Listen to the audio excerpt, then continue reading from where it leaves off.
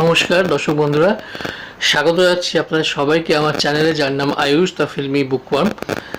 আপনাদের মনে আছে নিশ্চয়ই, আমি একটা ভিডিও দিয়েছিলাম যেখানে আমি পর্ণসবরী সাপ বইটি অডিও যে স্টোরি ছিল সেটা, এবং তার সঙ্গে যে ওয়েব সিরিজটি বেরিয়েছিল কিছুদিন আগে পরমব্রত চট্টোপাধ্যায় পরিচালনায়, সেই তিনটে ভার্সন নিয়েই আলোচনা করেছিলাম এবং একটা তুলনামূলক বিশ্লেষণ করার চেষ্টা করেছিলাম। সেটা আপনাদের কাছ থেকে খুব ভালো আশাতীত সাড়া পেয়েছিল এবং সেজন্যই আমি আবার একটি বইয়ের সিনেম্যাটিক ভার্সন এবং বইটি নিয়ে একটা তুলনামূলক আলোচনা করব। যদিও এক্ষেত্রে বই এবং সিনেমা দুটোই বেশ পুরনো, ক্লাসিক পর্যায়েই পড়ে। বইটি হলো নিহার রঞ্জন গুপ্তর লেখা বনহি শিখা, যেটা মিত্র ঘোষ প্রকাশ করেছে। বনহি শিখা যে সেটিংটা ছিল সেটা 1940-এর দশকের সেটিং ছিল, কিন্তু বনহি শিখার যে সিনেমাটা হয়েছিল সেই সিনেমাটা পরিচালনা করেছেন পীযূষ বসু এবং সেটা 1970-এর দশকে রিলিজ করেছিল। 1975 বা 76 সালে এটি রিলিজ, এবং বনহি শিখায় মুখ্য ভূমিকায় ছিলেন উত্তম কুমার, সুপ্রিয়া দেবী, অসীম কুমার, রঞ্জিত মল্লিক, অলিভিয়া, তরুণ কুমার ও অন্যান্য শিল্পীরা। এবার বনহি শিখা যে বইটাকে কিন্তু মোটামুটি একটা থ্রিলারের আঙ্গিকেই লেখা হয়েছে। আপনাকে আমি বলবো যে বইটার সঙ্গে সিনেমার কতটা সিমিলারিটি রয়েছে, কতটা মিল রয়েছে এবং অমিলও কী কী রয়েছে সেটাও আপনাদের সঙ্গে আলোচনা করব। আর সেটাতে সিনেমার কোনো ক্ষতি হয়েছে কিনা বা সিনেম্যাটিক অ্যাডাপ্টেশনটার জন্য বইয়ের মূলে কুঠারাঘাত করা হয়েছে কিনা, যেটা অনেকেই অনেক সময় কমপ্লেন করেন সিনেম্যাটিক ভার্সন নিয়ে, সেটাও আমি ডিসকাস করার চেষ্টা করব। তো এই যে বইটা বনহি শিখা, এটা সবচেয়ে বড় যে মিলটা হচ্ছে যে পাত্রপাত্রীদের নাম এবং চরিত্রের যে কার্যকলাপ সেগুলো পুরোপুরি একই রেখেছেন পরিচালক। সেটা নিয়ে কোনো কাটাছেড়া করেননি, কোনো কোথাও এক্সাজারেশন করেননি। মোটামুটি একই রকম তাদের গতিবিধি, একই রকমভাবে তাদের চরিত্রগুলো ফ্লো একই রকমভাবে গিয়েছে।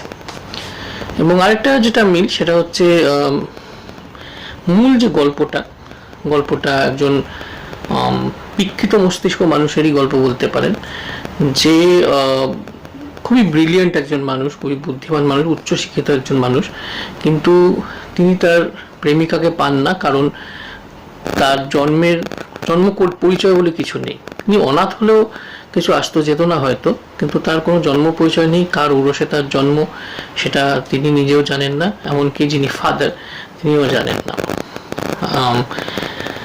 যে ফাদার ওনাকে মানুষ করেছেন তিনিও সম্পর্কে খুব একটা অবগত নন আর কি। এবং এই মানুষটা যখন প্রেমে প্রত্যাখ্যাত হন এবং চরম অপমানিত হন, তখন তিনি ডিসাইড করেন সমাজের উপর প্রতিশোধ নেবেন। যে বড় বড় ঘরের ছেলেমেয়েরা রয়েছে তাদেরকে তিনি কিডন্যাপ করেন এবং তাদেরকে তিনি দাগি ক্রিমিনাল বানিয়ে দেন। এই ভূমিকাতেই উত্তম কুমার অভিনয় করেছেন ছবিতে, এবং ওনার প্রেমিকা তার চরিত্রটা সুপ্রিয়া দেবী করেছিলেন। এবং এই যে যাদেরকে উনি কিডন্যাপ করেন তাদের মধ্যে সবচেয়ে যে সুপ্রিয়া দেবীর নিজের মেয়ে, তাকেও কিন্তু কিডন্যাপ করেন। সুপ্রিয়া দেবীর চরিত্রটা অন্য একজনের সঙ্গে বিয়ে হয়ে গিয়েছিল, অসীম কুমার সেই রোলটি করেছিলেন, একজন দুধে ব্যারিস্টার। তাদের মেয়েকে তিনি প্রথমে কিডন্যাপ করেন এবং তারপরে এই ধরনের অনেক ছেলে মেয়েকে কিডন্যাপ করেন। তারপরে কি পরিণতি হলো এবং সেই মেয়েটি তাদের তারা আমার কাছে ফিরে যেতে পারলো কি না, এবং মেয়েটি কি ধরনের অপরাধ তাকে দিয়ে করানো হতো এবং সেখান থেকে সে কীভাবে ফিরে আসলো, এটা নিয়ে মূলত সিনেমাটি হয়ে গিয়েছে, গল্পটি হয়ে গিয়েছে। এবার অমিলের কথা যদি বলি তাহলে স্ট্রাকচারে কিন্তু একটা মস্ত বড় ডিফারেন্স রয়েছে, একটা মস্ত বড় পার্থক্য রয়েছে। এখানে কিন্তু যে যিনি ব্যারিস্টার বিলাস, উত্তম কুমার যে চরিত্রটি করেছেন, সিনেমায় কিন্তু তাকে শুরুতেই দেখিয়ে দেওয়া হয়েছে মানে যদি আমরা সিনেমাটা দেখি, তো শুরুতেই দেখিতে হয়েছে যে উনি একজন অত্যন্ত উচ্চশিক্ষিত ব্রিলিয়ান্ট স্টুডেন্ট। ওনার একটি প্রেমিকা রয়েছে, তার সঙ্গে তার বিয়ে হয়ে যাবে, কিন্তু বিয়ে তার আগেই কথাবার্তা বলার সময় মেয়েটির মা বাবা জানতে পারবেন তার জন্ম সম্পর্কে, জন্ম রহস্য সম্পর্কে, এবং তার সঙ্গে তার বিয়ে হবে না, এবং মেয়েটিও মা বাবার কথা মেনে নিয়ে অন্য একজনের সঙ্গে গাঁটছড়া বেঁধে নেবে। এই জিনিসটা কিন্তু শুরুতেই দেখিয়ে দেওয়া হয়েছে। কিন্তু বইতে যেটা দেখানো হয়েছে, বইতে প্রথমে দেখানো হয়েছে যে এই ব্যারিস্টার, এনার দুটো জীবন আছে, দ্বৈত জীবন আছে। একটা জীবন হচ্ছে তিনি খুব পরোপকারী, প্রচুর সোশ্যাল ওয়ার্ক করেন, প্রচুর টাকার অধিকারী, অথচ কোনো অহংকার নেই। আর একটা হচ্ছে তার চরিত্রের একটা কালো দিক, যেখানে তার একটা বিশাল বড় সাম্রাজ্য রয়েছে, স্মাগলিং করান তিনি, এবং এই যে মেয়েগুলোকে তিনি কিডন্যাপ করেছেন, অপহরণ করেছেন, তাদেরকে দিয়ে কাজগুলো করানো হয়, তাদেরকে ছোট থেকে সেভাবেই ট্রেন করা হয়, এবং সেখান থেকে আস্তে আস্তে গল্পটা এগোচ্ছে। আর ওখানে গল্পটা কিন্তু শেষে যে জিনিসগুলো জানা যায় বা শেষে জিনিসগুলো রিভিল হয়, সেটাকে সব শুরুতেই বলে দেওয়া হয়েছে। তাতে কি হয়েছে, যেখানে বইটি একটি থ্রিলারের মতন এগিয়েছে, সিনেমাটা কিন্তু একটা, আপনি বলতে পারেন, একটা রিভেঞ্জ স্টোরির মতন এগিয়েছে আর কি গল্প। যদিও দুটোর মধ্যেই পর্যাপ্ত পরিমাণে অ্যাকশন রয়েছে, থ্রিল রয়েছে, মানে 70-এর দশকের হিসেবে বেশ কি বলবো, বাংলা সিনেমা যে ধরনের হতো 70-এর দশকে, তার থেকে বেশ কিছুটা আলাদা ট্রিটমেন্টই বলা যেতে পারে এই সিনেমাটি। অবশ্য গল্পটাও সেটাই ডিমান্ড করতো, গল্পের এক্সিকিউশনটা সেটাই ডিমান্ড করতো, এবং সেটা সুষ্ঠুভাবেই করা হয়েছে। আরেকটা যেটা পার্থক্য এখানে রয়েছে, সেটা হচ্ছে যে বইয়ে রঞ্জিত মল্লিকের যে চরিত্রটা, সেটা বইয়ে দুটোতেই নাম হচ্ছে প্রদ্যুৎ ঘোষ। দুটো ভার্সনে তিনি সুপ্রিয়া দেবীর চরিত্র তাকে মানুষ করছে, কিন্তু সিনেমার পার্থক্যটা যে সিনেমা সুপ্রিয়া দেবীর যে স্বামী ব্যারিস্টার, যেটা অসীম কুমার প্লে করেছেন, তিনি কিন্তু ছবি শুরুতেই মারা যান। মানে এই ছেলেটিকে মানুষ করার প্রতিশ্রুতি দেওয়ার কিছুক্ষণ পরেই তিনি মারা যান। এখানে কিন্তু দুজনে মিলেই এই ছেলেটিকে মানুষ করছেন, এবং এই ছেলেটি কিন্তু সিনেমায় সুপ্রিয়া দেবীকে বৌদি বলে ডাকে, বইয়ে কিন্তু ওই চরিত্রকে ছেলেটি মা বলে সম্বোধন করে। কাজে বুঝতেই পারছেন সম্পর্কের ডায়নামিক্সও অবভিয়াসলি মা আর বৌদির সম্পর্কের ডায়নামিক্সটা আলাদা হয়ে যায়, সেরকম এখানে অনেকটাই আলাদা হয়ে গেছে সম্পর্কের ডায়নামিক্সটা। এবং সিনেমার আরেকটা অ্যাঙ্গেলও দেখানো হয়েছে, সিনেমাতে পুলিশ একজনকে খুঁজে পায়, ভাবে যে সেটাই তাদের হারানো মেরানু, এবং তাকে নিয়ে আসে। সেটা দেখে সুপ্রিয়া দেবী আরও, ওনার মস্তিষ্ক বিকৃতি ঘটে যায় কিছুক্ষণের জন্য। এই জিনিসগুলো বইয়ে ছিল না, এগুলো সিনেমার জন্য বা সিনেমার পারপাসে, সিনেমার তো আলাদা একটা ভাষা থাকে, সেজন্য সেখানে এটা যোগ করা হয়েছে। এবার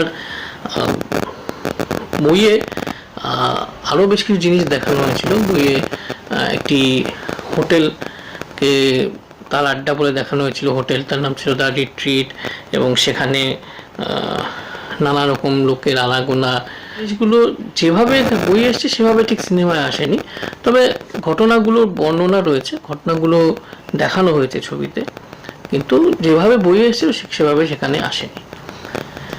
এবার সিনেমা না বই, কোনটাকে আমি এগিয়ে রাখবো সেটা যদি বলতে যাই, তাহলে বলবো যে সিনেমাটা ডেফিনেটলি বেশ ভালো একটা সিনেমা, মনোগ্রাহী সিনেমা। আজকেও আমি বসে বসে দেখছিলাম সিনেমাটা, বইটা পড়ার পরে।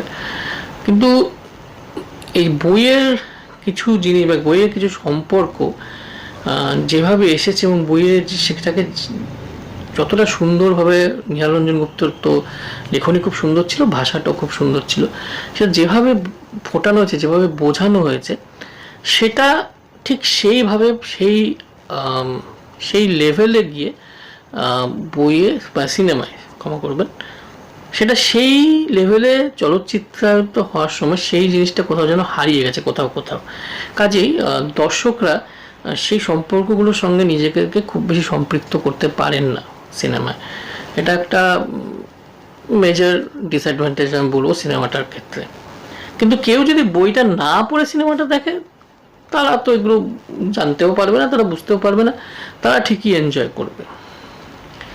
আরেকটা জিনিস যেটা দেখানো হয়েছে যে উত্তম কুমার যে গেট আপটা দেখানো হয়েছে এখানে, মানে তিনি তো একরকমভাবে দিনের বেলা থাকেন আর রাত্রিবেলা অন্য একটা রূপ নিয়ে তিনি তার যে নেফারিয়াস কার্যকলাপ সেগুলো তিনি ক্যারি আউট করেন। সেখানে যে মেকআপটা দেওয়া হয়েছে, মেকআপটা সত্যি কথা বলতে বেশ হাস্যকর। বুলেট প্রুফ কাঁচের আড়ালে বসে থাকেন ঠিকই, কিন্তু সেই মেকআপ দেখলে কিন্তু স্পষ্টই বোঝা যায় যে ইনি হচ্ছেন সেই ব্যারিস্টার। তো সেই জিনিসটা গল্পে কিছুটা হলেও মানে সিনেমাটার ক্ষতি করে আর কি, কোথাও না কোথাও। হ্যাঁ, সাধারণ দর্শক কিন্তু বলে দেবে যে এই দুজনের মধ্যে বিশেষ কোনো পার্থক্য নেই। সেখানে যদি একটা সাসপেন্স রাখতে পারতেন, বা সেখানে ওনার মেকআপটা যদি আরেকটু ভালো হতো, হ্যাঁ, তাহলে আমার মনে হয় যে সিনেমাটা আরেকটু স্লিকনেসটা একটু পারতো, বা সিনেমাটা আরেকটু কোয়ালিটেটিভলি একটা বৃদ্ধি ঘটতো। এছাড়া যে মেন চরিত্রটি করেছেন বনহিশিকা, সেটি অলিভিয়া মান নামে একজন করেছিলেন। আমার মনে হয় এটি ওনার প্রথম ও শেষ সিনেমা।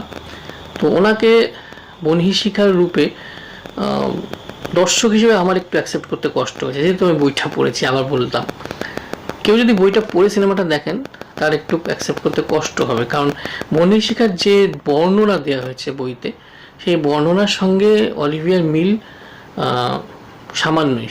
সেই মিলটা হচ্ছে দুজনেই সুন্দরী, মানে বইয়ের পাতায় যিনি আছেন তিনিও সুন্দরী, ইনিও সুন্দরী, কিন্তু তার বাইরে যে পার্সোনালিটির কথা বলা হয়েছে, মানে যে একটা কিছু অ্যাকশন করতেও তাকে দেখা যায়, সেই জিনিসটা এখানে থাকলেও সেটা খুব মানে খুব মানে ইন্টারেস্টিং ওয়েতে সামনে আসে না, খুব আই প্লিজিং ওয়েতে সেটা সামনে আসে না।